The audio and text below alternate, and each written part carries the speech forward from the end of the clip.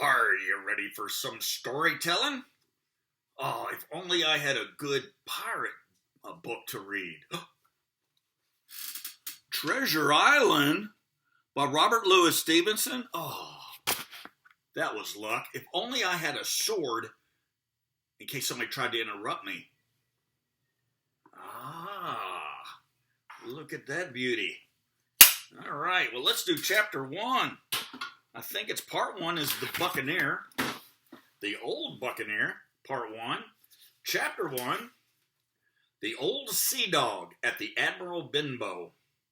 Squire Trelawney, Dr. Livesey, and the rest of these gentlemen having asked me to write down the whole particulars about Treasure Island from the beginning to the end, keeping nothing back but the bearings of the island. And that only because there is still treasure not yet lifted. I take up my pen in the year of grace 17 blah, blah, blah, and go back to the time when my father kept the Admiral Benbow Inn. And the brown old seaman with the saber cut first took up his lodging under our roof. I remember him as if it were yesterday. He came plodding into the inn door, his sea chest following behind him in a hand barrel, a tall, strong, heavy, nut-brown man, his tarry pigtail falling over the shoulders of his soiled blue coat, his hands ragged and scarred with black broken nails, and the saber cut across one cheek, a dirty, livid white. I remember him looking round the cove and whistling to himself as he did so, and then breaking out in that old sea song when he sang so often afterwards. 15 men on an old man's chest, yo-ho-ho, and a bottle of rum. In the high old tottering voice that seemed to have been tuned and broken at the capstan bars. Then he rapped on the door with a bit of a stick, like a handspike that he carried, and when my father appeared, called roughly for a glass of rum. This, when it was brought to him, he drank slowly like a connoisseur, lingering on the taste and still looking about him at the cliffs and up at our signboard. "This is a handy cove," says he at length, "and a pleasant, sitiated grog shop." Sitiated. All right, well. "Much company, mate?" My father told him, no, very little company, the more was the pity. "Well then," said he, "this is our berth for me. Here, you matey," he cried to the man who trundled the barrow. "Bring up alongside and help up with my chest. I'll stay here a bit," he continued. "I'm a plain man. Rum and bacon and eggs is what I want. And that head up there for to watch ships off. What you might call me? You might call me Captain. Oh, I see what you're at there." And he threw down 3 or 4 gold pieces on the threshold. "You can tell me when I've worked through that," says he, looking as fierce as a commander.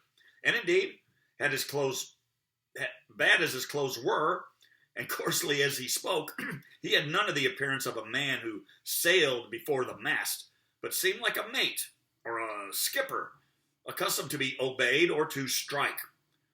The man who came with the barrow told us the mail had set him down the morning before at the Royal George, that he had inquired what inns there were along the coast, and hearing ours well spoken of, I suppose, and described as lonely, had chosen it from the others for his place of residence. And that was all we could learn of our guest. He was a very silent man by custom. All day he hung round the cove or up on the cliffs with a brass telescope. All evening he sat in the corner of the parlor next to the fire and drank rum and water very strong.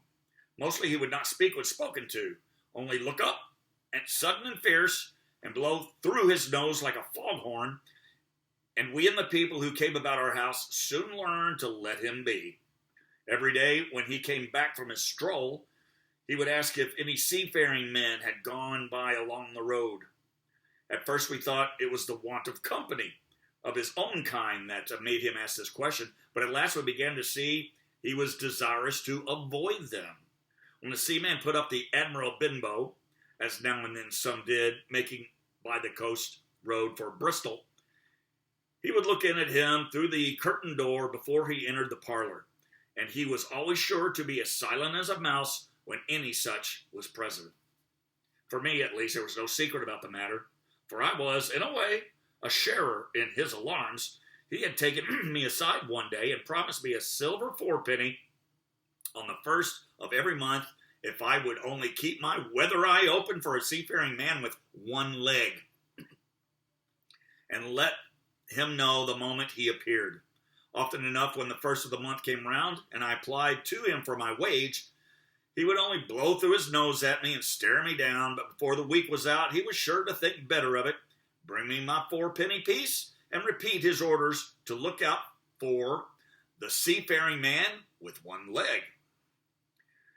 Now the personage haunted my dreams, I need scarcely tell you.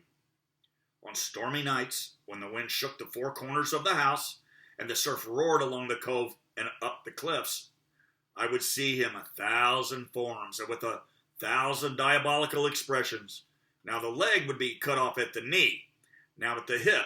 Now he was a monstrous kind of creature who had never had but the one leg, and that in the middle of his body. To see him leap and run and pursue me over the hedge and ditch was the worst of my nightmares. And altogether, I paid pretty dear for my monthly fourpenny piece in the shape of these abominable fancies. But though I was so terrified by the idea of the seafaring man with one leg, I was far less afraid of the captain himself than anybody else who knew him. There were nights when he took a deal more rum and water than his head could carry, and when he would sometimes sit and sing his wicked old wild sea songs, minding nobody, but sometimes he would call for glasses round and force all the trembling company to listen to his stories or bear a chorus to his singing. Often I've heard the house shaking with yo-ho-ho and a bottle of rum, all the neighbors joining in for dear life with the fear of death upon them, and each singing louder than the other to avoid remark. For in these fits, he was the most overriding companion ever known. He would slap his hand on the table for silence all round. He would fly up in a passion of anger at a question, or sometimes because none was put, and so he judged the company was not following his story. Nor would he allow anyone to leave the inn till he was drunk, himself sleepy, and reeled off to bed. His stories were what frightened people worst of all. Dreadful stories they were about hanging and walking the plank, and storms at sea, and the dry Tortugas, and wild deeds and places on the Spanish Main. By his own account, he must have lived his life among some of the wickedest men that God ever allowed upon the sea, and the language of which he told these stories shocked our plain country people almost as much as the crimes that he described. My father was always saying the inn would be ruined, for people would soon cease coming there to be tyrannicized over and put down and sent shivering to their beds. But I really believe his presence did us good. People were frightened at the time, but on looking back, they rather liked it. It was a fine excitement and a quiet country life, and there was even a party of the younger men who pretended to admire him, calling him a true sea dog and a real old salt and much like names, and seeing there was the sort of man that made England terrible at sea. In one way, indeed, he bade fair to ruin us, for he kept on staying week after week, and at last month after month, so that all the money he had been long exhausted, and still my father never plucked up the heart to insist on having more. If ever he mentioned it, the captain blew through his nose so loudly that you might say he roared, and stared my poor father, out of the room. I have seen him wringing his hands over such a rebuff, and I am sure the annoyance and the terror he lived in must have greatly hastened his early and unhappy death. All the time he lived with us, the captain made no change whatever in his dress but to buy some stockings from a hawker. One of the cocks of his hat having fallen down, he let it hang from that day forth, though it was a great annoyance when it blew around. I remember the appearance of his coat, which he patched himself upstairs in his room, and which, before the end, was nothing but patches. He never wrote, nor received a letter, and he never spoke with any but the neighbors, and with these, for the most part, only when drunk on rum. the great sea chest none of us had ever seen open. He was only once crossed, and that was towards the end, when my poor father was far gone in a decline that took him off. Dr. Livesey came late one afternoon to see the patient, took a bit of dinner from my mother, and went to the parlor to smoke a pipe until his horse should come down from the hamlet, for we had no stabling at the old Benbow. I followed him in, and I remember observing the contrast, the neat, bright doctor, with his powder as white as snow, and his bright black eyes and pleasant manners, made with the coltish country folk, and above all with that filthy, heavy, bleared scarecrow of a pirate of ours, sitting far gone in rum with his arms up on the table. Suddenly he, the captain that is, began to pipe up his eternal song. 15 men on the dead man's chest, yo-ho-ho, and a bottle of rum, drinking the devil had done for the rest, yo-ho-ho, and a bottle of rum. At first I had supposed the dead man's chest to be that identical big box of his upstairs in the front room, and the thought had been mingled in my nightmares with that one of the one-legged seafaring man. But by this time, we had all long ceased to pay any particular notice to the song.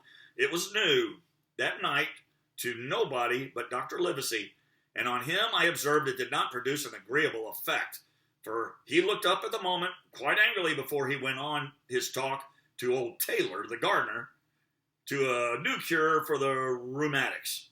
In the meantime, the captain gradually brightened up at his own music, and at last flapped his hand upon the table before him in a way we all knew to mean silence. The voices stopped at once, all but Dr. Livesey's. He went on as before, speaking clear and kind, and drawing briskly at the pipe between every word or two. The captain glared at him for a while, flapped his hand again, glared still harder, and at last broke out with a villainous low oath, "Silence there, between the decks." "Were you addressing me, sir?" says the doctor, and when the ruffian had told him with another oath that this was so, "I have only one thing to say to you, sir," replies the doctor, "that if you keep on drinking rum, the world will soon be quit of a very dirty scoundrel." The old fellow's fury was awful. He sprang to his feet, drew and opened a sailor's clasp knife, and balancing it upon the palm of his hand, threatened to pin the doctor to the wall. The doctor never so much as moved. He spoke to him, as before, over his shoulder, and in the same tone of voice, rather high, so that all the room might hear, but perfectly calm and steady. "If you do not put that knife this instant in your pocket, I promise, upon my honor, you shall hang at next assizes." Then followed a battle of looks between them, but the captain soon buckled under, put up his weapon, and resumed his seat, grumbling like a beaten dog. "And now, sir," continued the doctor, "since I now know there's such a fellow in my district, you may count I'll have an eye upon you day and night. I'm not a doctor only, I'm a magistrate. And if I catch a breath of complaint against you, if it's only for a piece of incivility like tonight's, I'll take effectual means to have you hunted down and routed out of this. Let that suffice." Soon after, Dr. Livesey's horse came to the door, and he rode away. But the captain held his peace that evening, and for many evenings to come. That's chapter 1. I'm into the pirate situation. Tip your storyteller.